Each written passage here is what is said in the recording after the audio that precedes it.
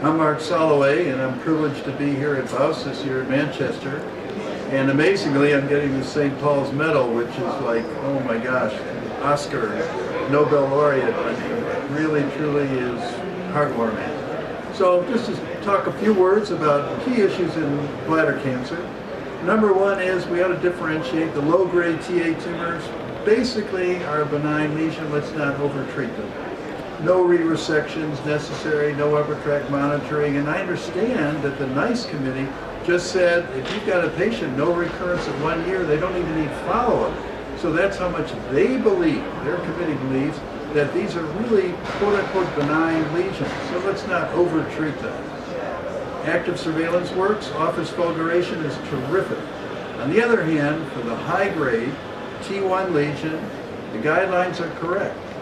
You need to re-resect the area, make sure you've not understaged the tumor, and then of course if it remains high-grade T1 or carcinoma in situ, for example, BCG is the proper first treatment.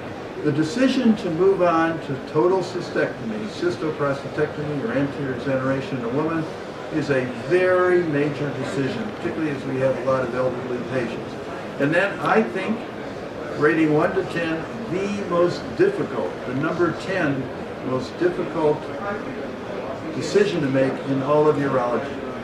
If you bet wrong and you do a cystectomy where you've already removed all the tumor and something bad happens to the patient, something adverse is going to happen 50% of the time, be it an ileus, wound infection, something, you bet wrong. And if you undertreat the patient, they have metastatic disease, then you bet wrong.